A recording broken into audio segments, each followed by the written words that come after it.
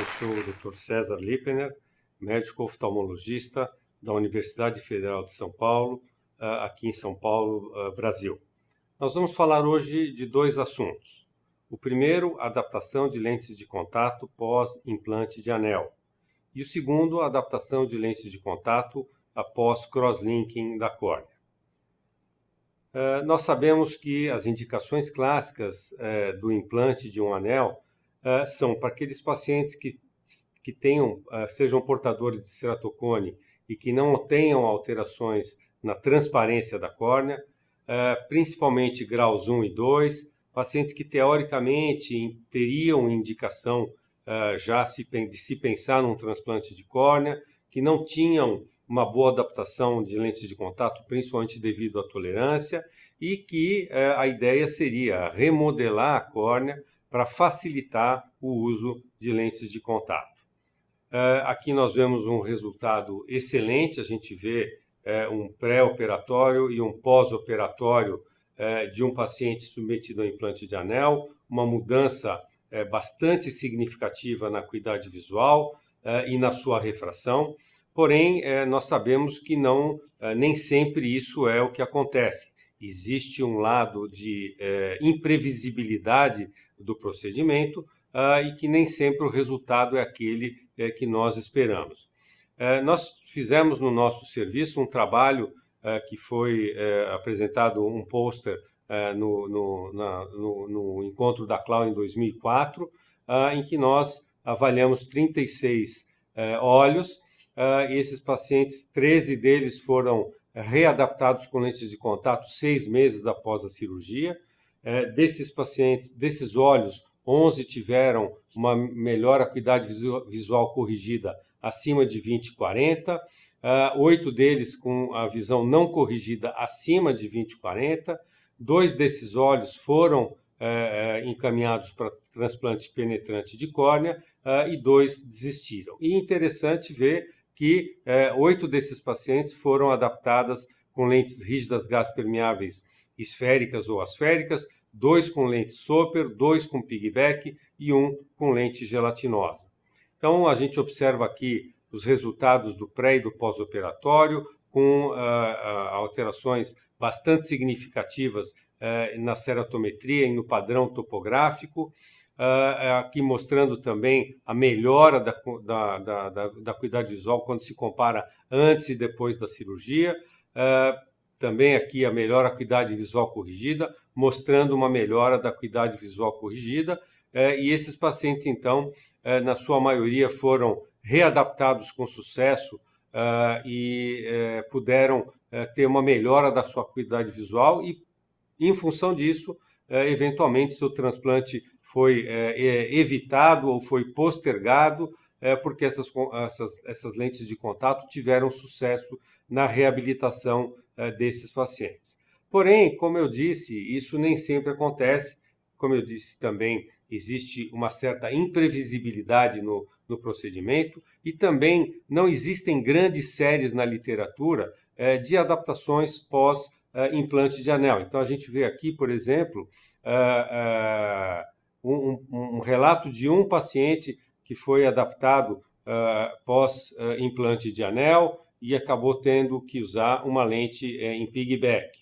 Também, obviamente, com o passar do tempo, lentes que passaram a ser utilizadas com lentes de diâmetro maior, lentes corneoesclerais ou mini-esclerais ou esclerais, mas veja aqui também que são relatos de casos isolados, né? Nós também tivemos um caso, um estudo aqui do Brasil, um estudo de lentes que foram adaptadas em pacientes pós-implante de anel, num grupo de Curitiba, foi publicado em 2013, 19 olhos, em que 68% tiveram uma adaptação confortável, porém, lembrando que com as lentes rígidas o conforto foi um pouquinho prejudicado, né? Quer dizer, dos 7 casos que foram adaptados com lentes rígidas gás permeáveis, 3 foram com piggyback. e quando a gente vê os casos, a gente percebe que a maioria desses pacientes acabou usando também lentes gelatinosas descartáveis, e nós sabemos que isso nem sempre traz a melhor forma de correção para esses pacientes. Então, as lentes rígidas mostraram ter uma piora no conforto e as lentes gelatinosas têm um conforto bom, porém a acuidade visual nem sempre é aquela que nós desejamos. Aqui também uma outra série de lentes de contato gelatinosas adaptadas pós-implante de anel, com 47 olhos e usando lente gelatinosa tórica.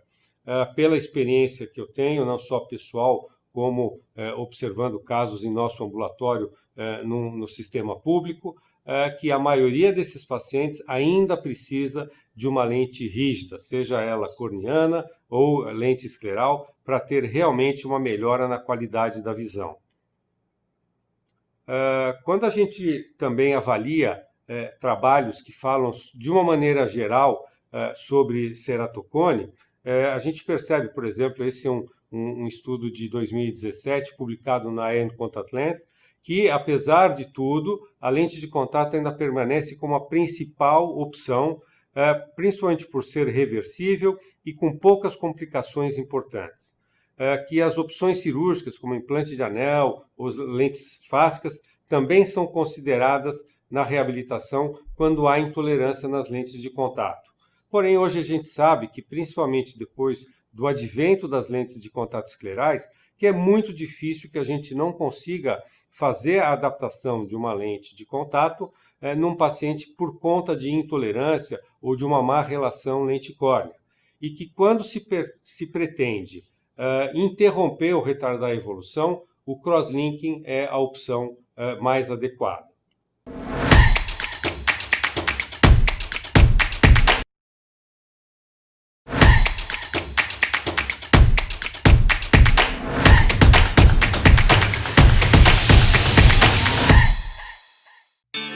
Miro 1 Month delivers one of the highest levels of oxygen transmission. Available in sphere, toric and multifocal. Miro 1 Month contact lenses from Menicon.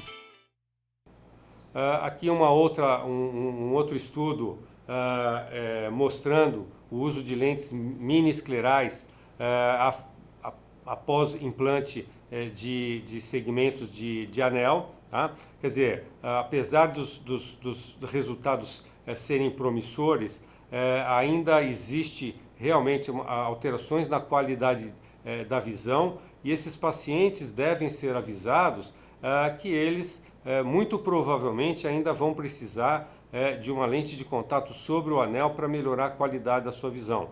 Muitos desses pacientes têm diplopia, imagens fantasmas, glare, e esses pacientes, a despeito de um sucesso bastante grande no implante de anel, vão precisar de uma outra forma de correção.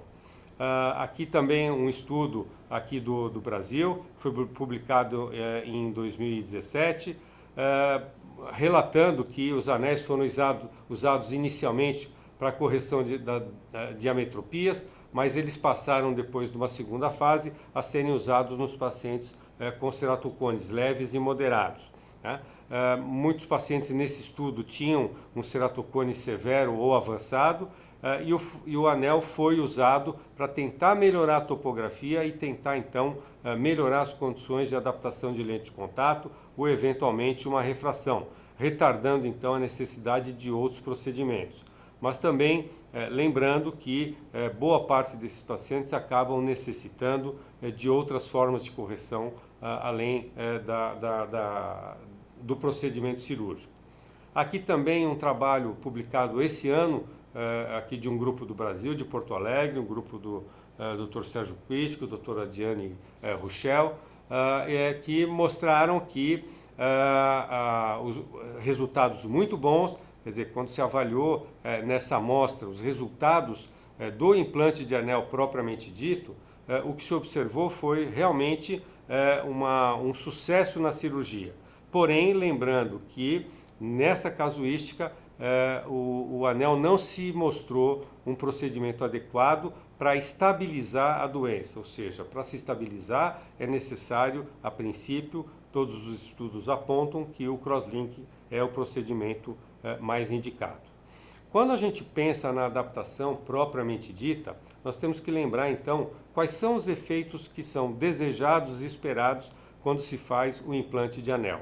Então nós vamos ter um aplanamento da região central da córnea, uma diminuição do astigmatismo e até uma regularização de um astigmatismo que antes era muito irregular. Porém, nós vamos ter como efeitos indesejados um obstáculo na meia periferia que corresponde à região em que o anel está.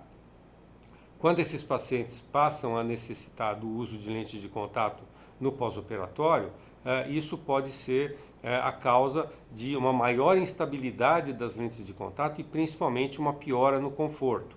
Mesmo pacientes que muitas vezes usavam lentes rígidas corneanas passam a ter um desconforto maior e uma dificuldade maior na adaptação após o procedimento.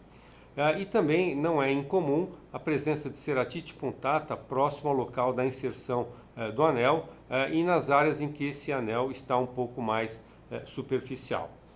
Como opções, nós vamos ter praticamente as mesmas opções que nós temos para os pacientes portadores de ceratocones.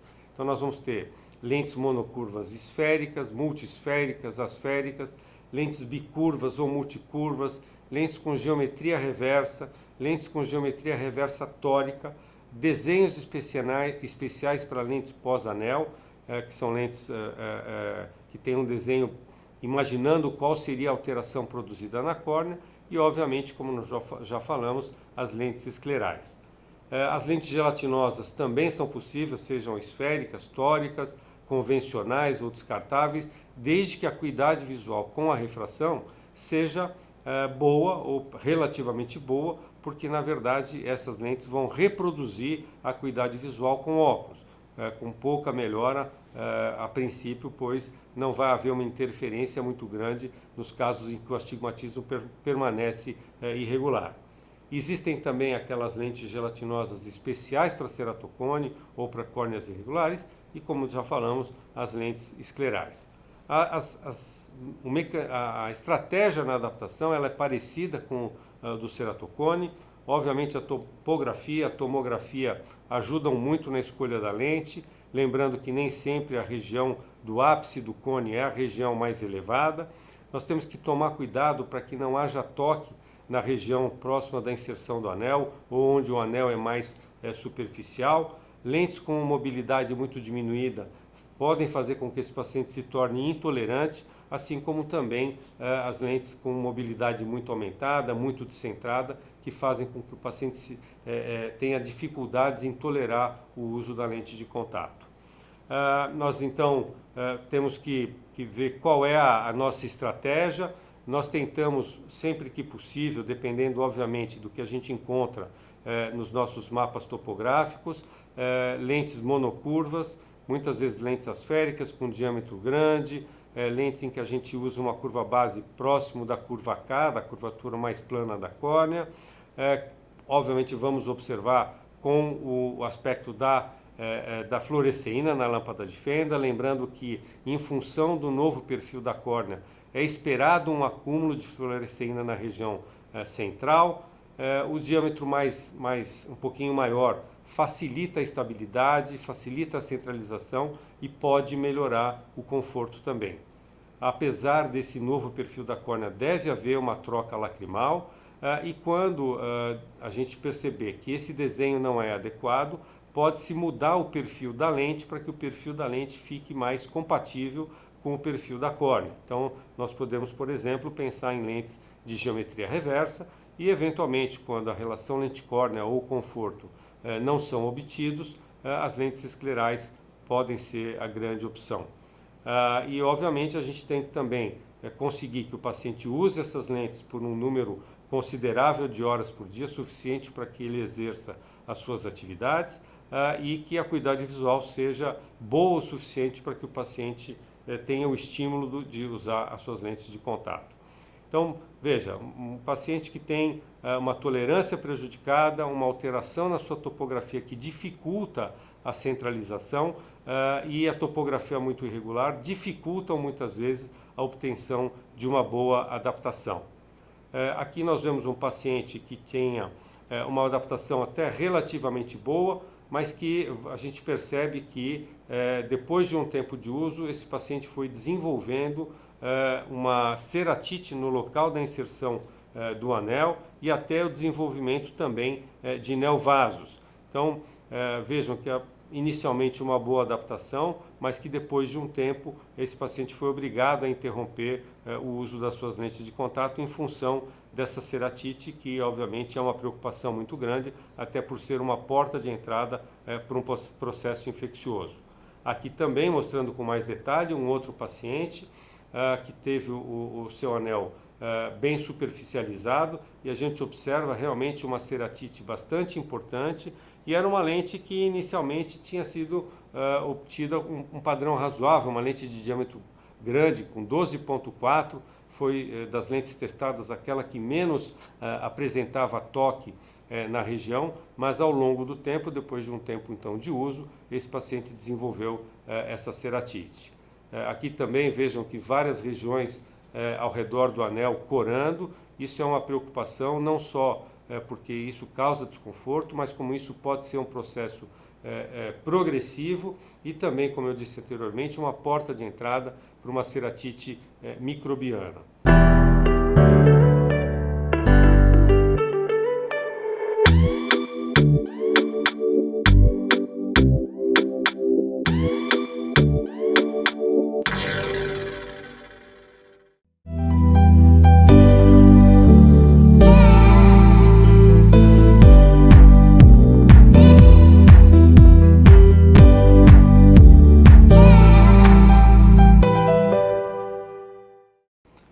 Aqui nós temos algumas outras opções, esse vídeo embaixo mostrando uma lente para ceratocone com espessura aumentada e a nossa direita uma lente multicurva, baseado no desenho da Soper, com aumento da curvatura central e com uma curvatura secundária menor, e na direita também uma lente com uma lente asférica, multicurva, com um diâmetro um pouquinho maior, mas que tem uma asfericidade na superfície anterior e posterior, que fazem com que a adaptação possa ser possível. Aqui passamos então para as lentes esclerais, nem sempre é fácil, nós temos que manter um equilíbrio entre a região central e todas as outras regiões da córnea. Aqui a gente vê até uma lente um pouquinho descentrada na foto da esquerda, mas a gente tem que ter essa preocupação de manter uma certa distância do anel. Aqui um caso em que a gente conseguiu, com uma lente gelatinosa tórica, um bom resultado. Veja que não havia muita rotação da lente e o resultado final ficou bastante interessante. Aqui um outro caso que o paciente tinha até uma visão razoável com a sua refração, mas tinha uma anesometropia muito grande. Aqui é o resultado pré e pós-operatório. E aqui, nesse caso, foi adaptada uma lente de geometria reversa, em que a gente percebe que uma lente de geometria reversa tórica, e com isso a gente obteve um bom padrão, uma boa estabilidade, com conforto para esse paciente. Aqui um paciente que usava anel e ainda tinha uma baixa de acuidade visual com a lente. Nesse caso adaptamos, como a gente pode ver no filme da direita, uma lente tórica anterior. Vejam que quando o paciente pisca, a marca da lente, a marca de estabilização se mantém bem adequada, e dessa forma esse paciente teve o seu resultado melhorado, porque só com a lente sem a toricidade anterior a sua visão não era muito boa. Aqui também lentes multicurvas, aquele mesmo paciente que eu mostrei anteriormente com uma ceratite no local da inserção do anel. E aqui um caso bastante interessante, paciente usuário de lente escleral, e como a gente pode perceber na foto acima à direita, ele começou a desenvolver neovasos que passavam por cima do anel. Depois de avaliar e repetir alguns exames, eu fiz a hipótese diagnóstica de que isso era motivado realmente pela hipóxia da lente, e eu resolvi trocar a lente por uma lente para córneas regulares, uma lente com uma espessura menor e com um vão menor, ou seja, com uma lente lacrimal menor. E vocês veem no slide à direita embaixo que após a mudança da lente, aqueles neovasos desapareceram. Então, é um cuidado que a gente tem que ter, mesmo que o paciente tenha conforto, que eventualmente essas alterações podem acontecer. Então, como fatores determinantes, quer dizer, eu acho que importante realmente é pensar na indicação e na realização do procedimento, indicar aqueles pacientes que realmente precisam do procedimento, enquanto ele estiver satisfeito com a sua refração, com as suas lentes de contato, não acho que vale a pena passar pelo procedimento. Aqueles pacientes que têm intolerância à lente hoje, com as lentes esclerais, é muito difícil que isso realmente seja um problema. Obviamente, pacientes que têm alergia, a gente tem que tomar esse cuidado, porque esses pacientes podem ter uma progressão ainda do seu caso, e são pacientes que têm mais probabilidade de piora no uso das lentes de contato. E quando, eventualmente, se há necessidade de usar lente após o anel, esperar pelo menos uns 3 meses após o procedimento, para que a gente possa, então, proceder à adaptação. Alguns fatores são determinantes, obviamente, o padrão topográfico no pós-operatório, a refração, a quantidade do astigmatismo, quanto temos de astigmatismo irregular, e a minha impressão pessoal, a impressão que eu tenho também, tanto nos meus casos de consultório particular como na universidade, que teoricamente as melhores indicações do procedimento são aqueles casos em que justamente a adaptação das lentes de contato é mais bem sucedida, com mais chance de sucesso. Normalmente esses pacientes, mesmo aqueles que já usam lentes, ficam com a tolerância comprometida, então isso é uma coisa que tem que ser avisada para o paciente, se bem que hoje com as lentes esclerais isso pode ser eventualmente contornado. A gente percebe também que alguns pacientes são operados e não finalizam a sua correção óptica, seja com óculos ou mesmo com lente de contato, após o procedimento, e ficam assim meio que sem saber qual foi o resultado real do procedimento. Muitos pacientes não sabem da necessidade de um eventual uso de lente pós o procedimento e às vezes ficam frustrados em relação a isso. Então, eu acho que talvez o grande segredo do procedimento seja realmente uma boa indicação. A gente tem uma experiência pessoal, às vezes um pouco limitada, mas eu percebo muitos pacientes insatisfeitos, que não perceberam essa mudança após o procedimento. Aí então eu volto a ressaltar a indicação adequada do procedimento. Muitos pacientes que têm o procedimento indicado sem tentar uma refração ou lente de contato antes, que a meu ver não é a melhor alternativa. E alguns pacientes que não esgotaram essas alternativas de lente de contato antes de realizar o procedimento, ou seja, muitos pacientes poderiam ter usado lente pelo menos durante um tempo e acabam tendo que usar lente depois do procedimento sem terem tentado de forma consistente antes. Então essa é a minha experiência, obviamente é mais uma observação e uma experiência pessoal do que uma realidade que deva ser adotada por todo mundo, mas é a impressão que eu tenho dos pacientes que eu atendo que realizaram esse procedimento. O segundo tópico é a adaptação de lentes de contato pós-crosslinking. Nós sabemos que o objetivo do crosslinking é aumentar a rigidez corneana, produzindo uma estabilização biomecânica e que, como efeitos secundários, a gente pode ter uma redução da ceratometria média em até 2 dioptrias, podemos ter aí uma diminuição média do astigmatismo de mais ou menos 1 dioptria, eventualmente até uma melhora da acuidade visual, mas não é essa a finalidade. A finalidade é postergar ou interromper a evolução do ceratocone. Nós também fizemos um trabalho publicado há muitos anos atrás sobre o próprio procedimento do crosslinking.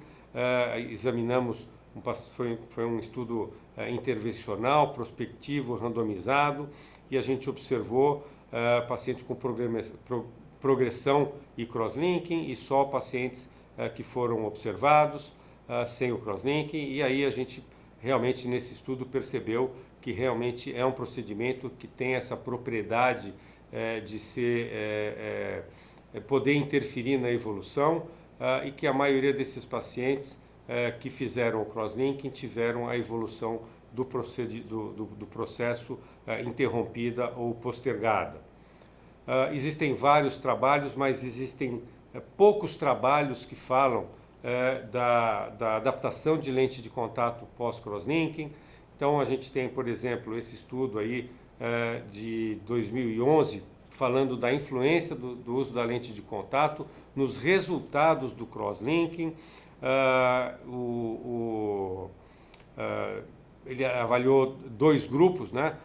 Um grupo com lente de contato e outro sem lente de contato, e o grupo que fez a adaptação de lente de contato pós-crosslinking, houve uma melhora significante em vários parâmetros, né? O índice IS, o Cmax no ICIS, e tanto a curvatura como o astigmatismo melhoraram nesses pacientes. Aqui um outro estudo mostrando um resultado ao longo de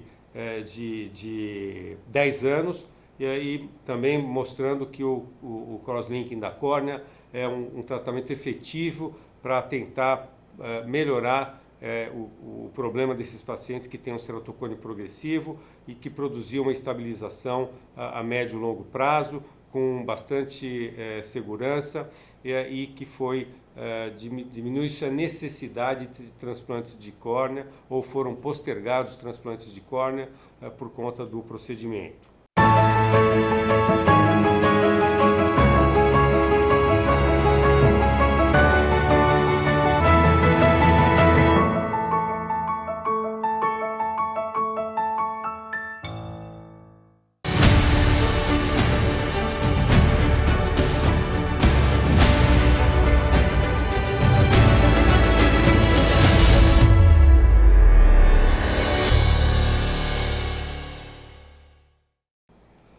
Aqui outro estudo mostrando alterações na microestrutura da córnea com o uso de lentes rígidas gastropermeáveis após o crosslinking de córnea, avaliados pela microscopia confocal. Então foi avaliado a microestrutura da córnea e as suas mudanças com o uso das lentes rígidas gaspermeáveis, também um estudo prospectivo, não randomizado, comparativo, e os resultados mostraram que o uso de lentes de contato após crosslinking é associado com um certo retardo da regeneração dos nervos do plexo subbasal. Isso em função, eventualmente, de um estresse epitelial. Também é um dado interessante, porque não existe uma verdade absoluta em relação ao período em que se deve começar a adaptação nesses casos, tá? Aqui um outro estudo avaliando o efeito do crosslinking na tolerância ao uso das lentes de contato nesses pacientes, que a conclusão foi que houve uma melhora na tolerância desses pacientes usuários de lentes de contato, e isso após o procedimento do crosslinking. Isso pode ser associado com uma eventual diminuição na sensibilidade corneana e eventualmente até um certo aplanamento da córnea nesses casos. Aqui também um estudo falando da tolerância às lentes esclerais após crosslinking, e a tolerância não parece ter alteração com o procedimento, que também eventualmente já é esperado. Então, quanto tempo a gente deve esperar para se adaptar à lente pós-crosslink. Não existe uma verdade absoluta, como eu disse, existem alguns relatos de autores, que aí depende também se o procedimento foi com epi-on ou epi-off.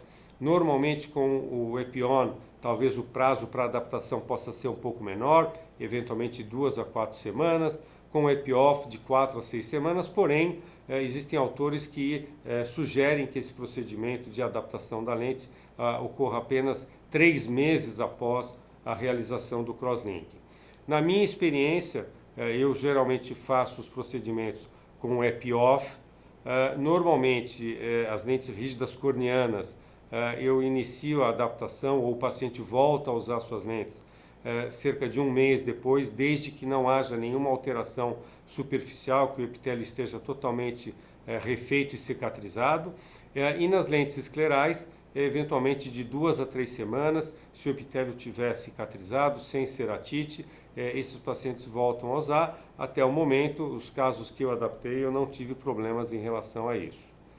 Aqui, lembrando que nos primeiros dias, a gente pode ter uma hiperplasia epitelial, que isso pode mudar até o padrão topográfico, dando a impressão de uma evolução. E até vejam, o paciente já tinha uma lente de contato, essa lente de contato se tornou até inadequada, começou a ter um toque na região central. Obviamente, depois de um tempo, com a regularização da cicatrização, esse efeito acaba desaparecendo. Vamos ver um caso, paciente de 21 anos, que tinha ceratocone há 1 ano, fez crosslink no olho direito há 3 meses. Aqui a topografia do olho direito e do olho esquerdo, quer dizer, a gente viu que o olho direito ele teve um aplanamento da região central. E aqui nesse caso nós tivemos a adaptação no olho direito de uma lente multicurva, baseado no desenho da lente Soper, com acabamento asférico, e no olho direito uma lente monocurva, mas que vocês podem perceber pelo vídeo que ficou uma adaptação bastante adequada. Aqui um outro caso, uma paciente que tinha feito um crosslinking em 2008, mas que tinha feito um LASIK no ano 2000 e tinha, portanto, uma ectasia pós-LASIK. Esse era o quadro topográfico, uma visão bastante baixa no olho direito. E aqui nós conseguimos, vejo aqui no olho esquerdo também, uma lente Soper de acabamento asférico, muito bem adaptada, com uma tolerância muito boa. E aqui no olho direito também, talvez pudéssemos até aumentar um pouquinho a curvatura, mas o paciente ficou bastante satisfeito, com boa acuidade visual nos 2 olhos, ou seja, com uma adaptação bastante satisfatória e uma melhora da acuidade visual com um conforto adequado. E obviamente, a partir de um certo tempo, nós começamos a ver pacientes então que se submeteram aos 2 procedimentos, né? Após implante de anel e crosslinking também, ou até múltiplos procedimentos. Então aqui a gente vê um caso de uma paciente de 35 anos que fez implante de anel em ambos os olhos, há 5 anos no olho, há 7 no outro olho, foi submetido também a um crosslinking nos 2 olhos há cerca de 1 ano atrás. Essa paciente ficou muito bem adaptada com uma lente Rosicá nos 2 olhos, com bastante conforto. Ela tinha uma visão bastante ruim com a sua correção, uma anisometropia muito grande, mas que com a lente Rosicá bem adaptada, com bom conforto, o paciente se sentiu muito melhor e teve uma acuidade visual muito melhor também. E aqui, como eu disse, quer dizer, pacientes com múltiplos procedimentos, quer dizer, aqui, por exemplo, um paciente que tinha feito implante de anel, depois teve que reposicionar o anel, fazer crosslinking, e aí, tanto num olho como no outro, um olho bastante manipulado. Aqui a sua topografia, vejam que a correção, uma anisometropia muito grande também, uma baixa visão, principalmente no olho direito. E aqui a gente conseguiu também, no olho direito, com uma lente tipo Soper e no olho esquerdo com uma lente multisférica, um padrão de adaptação bem razoável, paciente bastante satisfeito, com uma melhora razoável da sua acuidade visual e também pelo fato de a gente conseguir compensar essa anisometropia que o paciente tinha antes. Então, o que muda? Quando o paciente fez a cirurgia de implante de anel, o que muda realmente é a tolerância, a dificuldade em estabilizar a lente de contato e muitas vezes as complicações que aparecem relacionadas ao posicionamento do anel. Isso eventualmente talvez tenha melhorado nos últimos anos com o uso do femtosecond para se fazer o túnel do anel, mas isso nem sempre é uma verdade. No pós-crosslinking, muitas vezes o paciente já tinha uma lente de contato, pode haver uma mudança no padrão por conta de eventuais alterações de curvatura e na refração. Se o paciente vai fazer uma lente nova, provavelmente as mudanças que vão acontecer vão demorar cerca de 1 ano para acontecer e esse paciente então não vai ter problema se ele estiver começando a usar uma lente nova após o procedimento. E os problemas e o que muda pós-anel e pós-crosslink são mais as alterações do próprio anel do que relacionadas ao crosslink. Então, como mensagens principais, quer dizer, a gente sabe que toda opção terapêutica é boa, porém, como eu disse, o segredo talvez seja a indicação.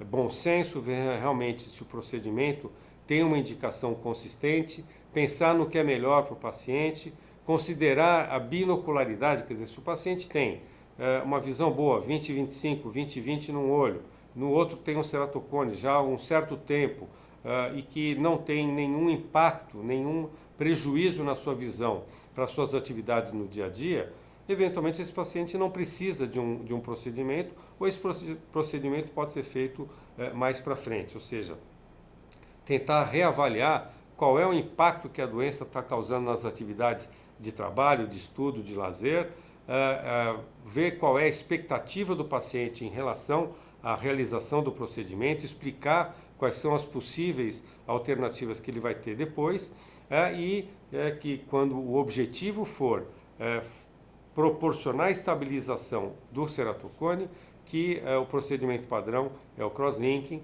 e com essa finalidade é que deve ser feito o crosslinking. Então são essas as nossas considerações e obrigado pela atenção de todos.